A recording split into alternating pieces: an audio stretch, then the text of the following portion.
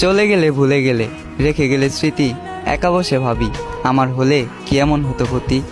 জীবন মানেই দুঃখ কষ্ট, আর জীবনটা তো বেশি বড় না, ছোট্ট একটা জীবন। শত দুঃখ কষ্টের মধ্য দিয়ে আমার হাতটা ধরে কি পার করে দেওয়া যেত না?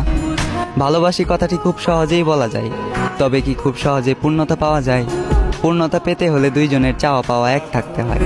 আমার চাওয়া পাওয়াতে তুমি থাকলেও তোমার চাওয়াটা ছিল ভিন্ন। আমি ভালোবাসার আবদার করলাম, আর তুমি আসলে আমাকে ধ্বংস করার জন্য।